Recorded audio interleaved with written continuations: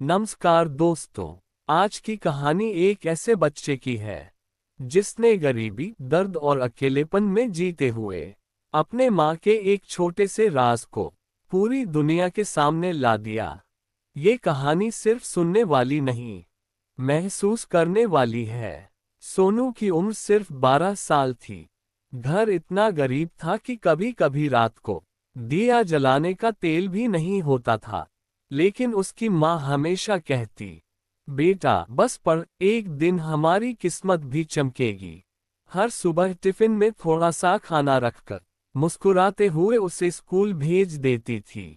वो मुस्कुराहट सोनू की सारी थकान मिटा देती थी। लेकिन कोई नहीं जानता था कि उस मुस्कुराहट के पीछे कितना दर्द छुपा है। एक दिन माँ के सीने में तेज दर्द हुआ। पड़ोसियों ने दौड़कर उन्हें अस्पताल पहुंचाया। डॉक्टर ने कहा, फौरन इलाज चाहिए वरना मुश्किल है। गरीब माँ बेटे के पास पैसे कहाँ थे। सोनू ने अपनी स्कूल की किताबें, टिफिन, यहाँ तक कि अपने जूते तक बेच दिए, बस माँ को बचाने के लिए। माँ की हालत और बिगड़ती गई। 52 दिनों तक वो अस्पताल में जिंदगी से लड़ती रही। और एक रात सोनू की दुनिया जैसे खत्म हो गई। माँ के जाने के बाद नाज ने एक पुराना टिफिन बॉक्स सोनू के हाथ में पकड़ा।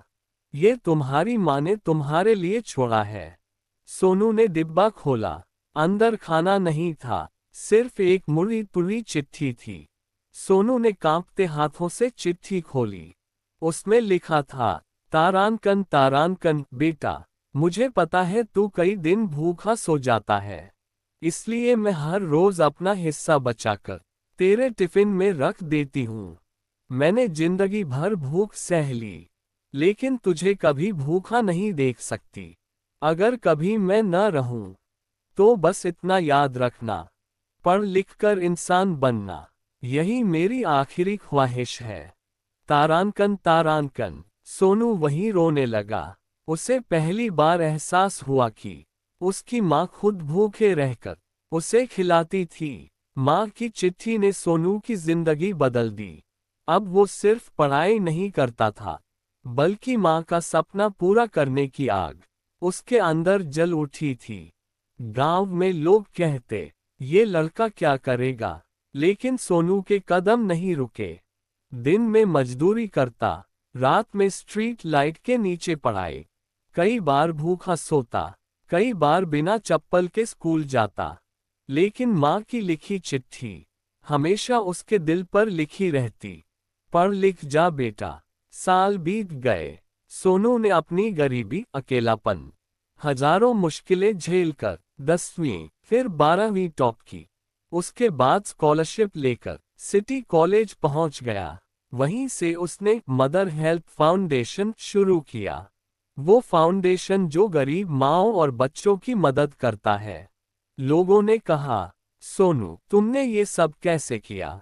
सोनू मुस्कुराया और बोला, मेरी माँ भूखी रहकर भी मुझे खिलाती थी, मैं उसकी कुर्बानी का कर्ज कैसे चुका सकता हूँ। सोनू अब हजारों गरीब बच्चों को खाना और शिक्षा देता है। उसके ऑफिस की दीवार पर एक फ्रेम में वही मुड़ी तुड़ी चिट्ठी लगी है। उस फ्रेम पर सिर्फ एक लाइन लिखी है, माँ का हिस्सा अब सबका हिस्सा। जो भी वो चिट्ठी पढ़ता, आंखें भर आती।